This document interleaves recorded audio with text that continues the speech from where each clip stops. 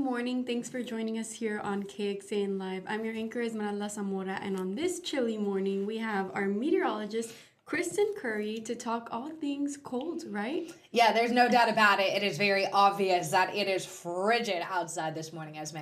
It's not so much that the temperatures are cold, it just feels so windy cold, right? The wind chills are brutal. There's no doubt about it. So I figured, everybody's talking about how cold it is, even a little bit of snow that we saw earlier, which we'll circle back to. But I wanted to talk about in Kristen's classroom today the perspective of, yes, it's cold this morning, but it's not record-breaking cold when it comes to the big picture and all of the record keeping that has been done since the 1890s here in the Austin area.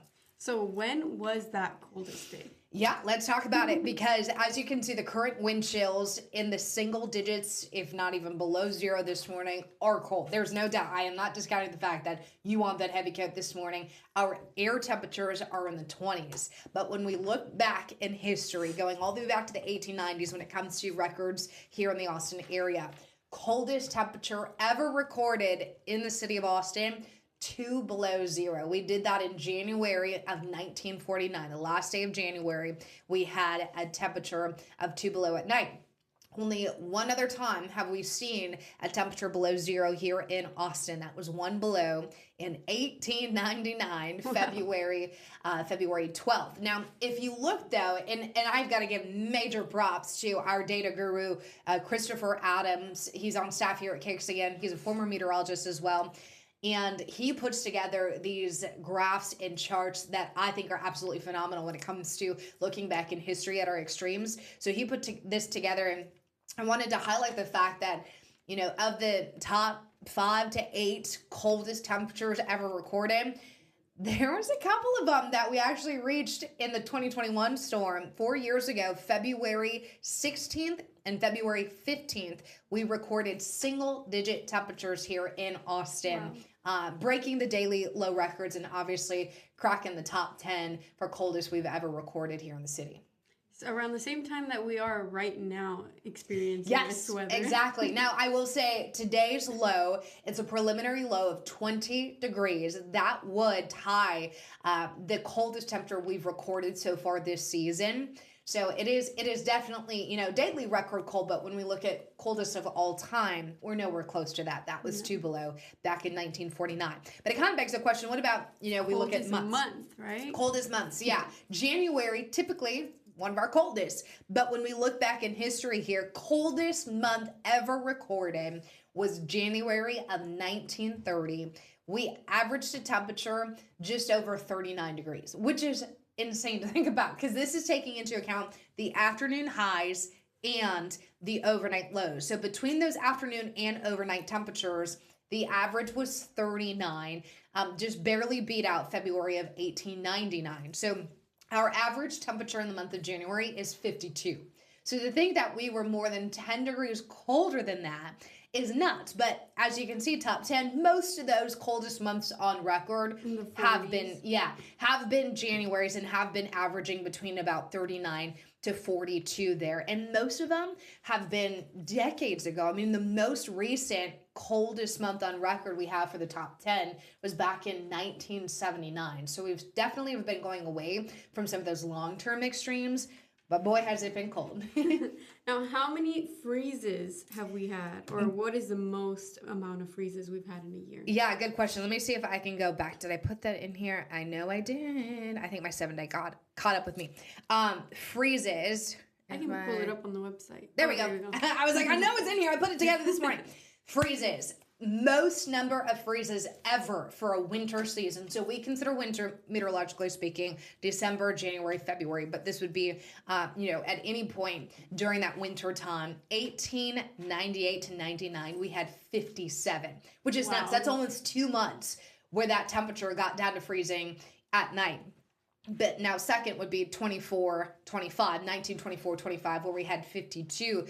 But even still, you're looking at those numbers there on the y-axis. These are decades and decades past where we have significant freezes per winter. Now, on the flip side of that black bar, the average is the fewest we've seen per winter. Things that stand out to me, 92 2015, 2016, 94, 97. Those are much more recent within the lifetime of a lot of us that we've had. Very few freezes in the winter seasons there, about 4 or 5. As you can see, average is 19. Today would be 13 for us this season. We've had 13 freezes counting today. We know we've got at least 3 more in the 7 days. So it does look like we'll get pretty close to that normal of 19 freezes. Wow. And today, we're not so much freezing temperatures, but we did see a little bit of snow. I know I saw some little spikes on my car. Yeah. They were super cool to see. What are they? What are those? So just snow flurries. And what's interesting about this setup, if I go back to the wind chills here, our temperatures are very much below freezing. Widespread 20s, you factor in the wind, those wind chills are just bone chilling, kind of cold. But we have such limited moisture out there. And we knew this coming into it. We got a little bit of drizzle yesterday. Cold front blew through, pushed a lot of that moisture out. So it's pretty dry air. It's very cold air, but we had just enough moisture, just enough lift out there to squeeze out some snowflakes, some very light snow flurries. This is very different from the snow we had a few weeks ago when that was a little bit wetter and heavy. Because that moisture content is so limited out there, we only had that flurry activity, and because our temperatures were in the lower 20s, it's very conducive to see snow needles. So we've gotten a few pictures, and I'm hoping we can do maybe an in-depth on this later tonight or maybe tomorrow. It looks like almost like little pieces of white hair, little shreds of snowflakes. We call those snow needles, and it's typical when we have limited moisture and temperatures in the low 20s. So that's what you saw this morning.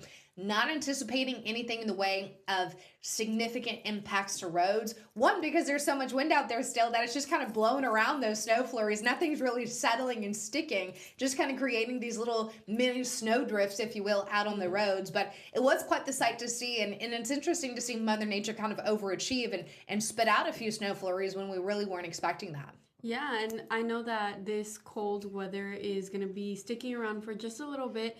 How long can we expect to be in these one-digit wind chill temperatures? Yeah, so let me show you this 7-day forecast, because the wind chills, unfortunately, they're really not going to get a whole lot better through the day. Now, they won't be as cold as what we have got out there now. Now with the wind chill at about 8 in Austin, I mean, that's the coldest we've been all season.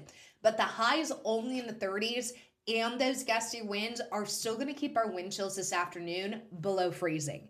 Now, tonight, we're expecting temperatures in the teens and 20s, and still, because it will be breezy, we have another morning in the single digits and teens tomorrow morning. So still some very cold and some dangerous conditions if waiting out at the bus stop tomorrow morning. High temperatures get back to the 30s tomorrow afternoon. One more day, Friday, it looks like, where we're going to see with the 20s in the morning, 30s in the afternoon.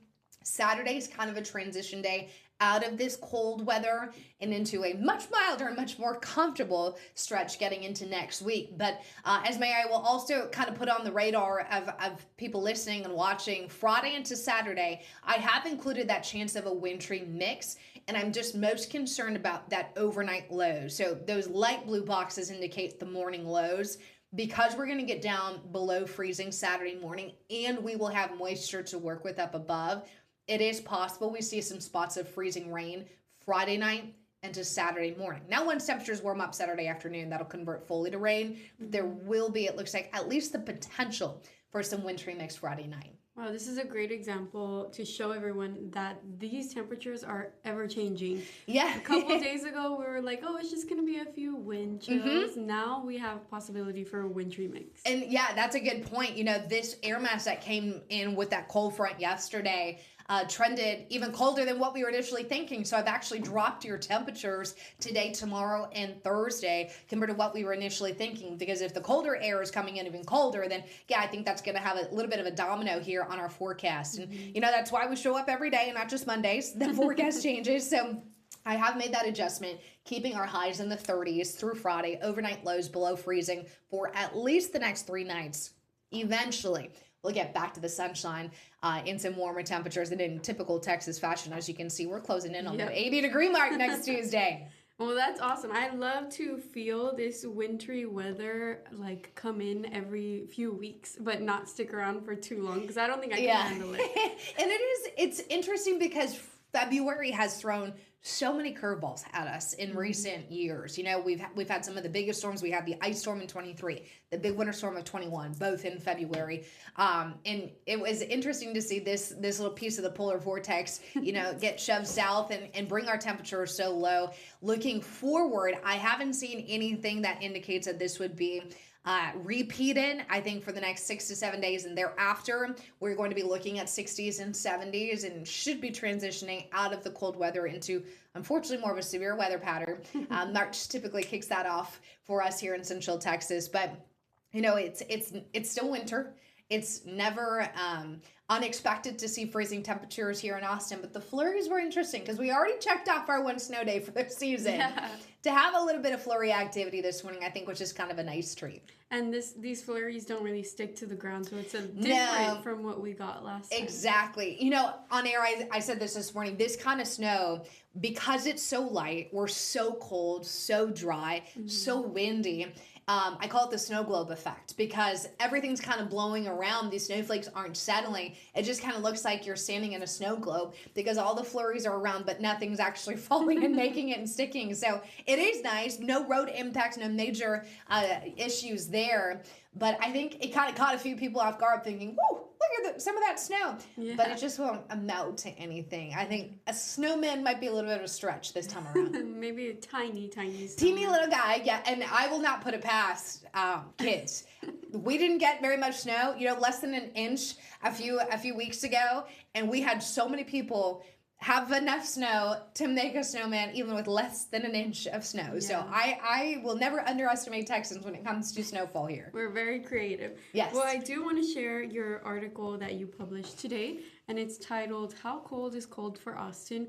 We have all the pictures of those charts that Christopher created in here, as well as links for the latest forecast for anyone or statistics more in depth on the weather as well. Yeah, and you know what actually started this was yesterday I was at Highland Park Elementary with Austin ISD, and I had a student ask me, what's the coldest it's ever been in Austin? How cold is cold for Austin? And that's what kind of triggered this with that, you know, answering that earlier. 2 below is what you tell your kids if they ask you. -2 is the coldest we've ever recorded. But I'm always looking for ideas. So if you want to know more about something, shoot me an email, find me on Facebook, Instagram, or X, and we can find something to talk about next week. But this I think was very topical because everybody's cold. Whether or not you saw flurries this morning, everybody is feeling that cold. Yeah, and we started feeling it last night, so this was a great topic for today. Yeah, I'm glad you enjoyed it. As always, you know, cakesaying.com where you can find the recap, and just another big kudos to Christopher for putting together those maps. By the way, he also has the other side of that. What's the hottest we've ever been, the hottest ever month recorded, how many triple-digit days. I didn't want to trigger anybody just yet, so I'm like, I'm only going to talk about cold. But if you're curious about the other side of the temperature spectrum, you can find those maps too on that same article, cakesaying.com, underneath the weather tab. Well, thanks so much for joining us, Kristen. We can't wait to see what topic we have next week. Of course, I'll see you then. And that's all we have today on KXAN Live. Thanks for joining us here. We'll be back later today with more streams, and we hope for everyone to join us. Thank you.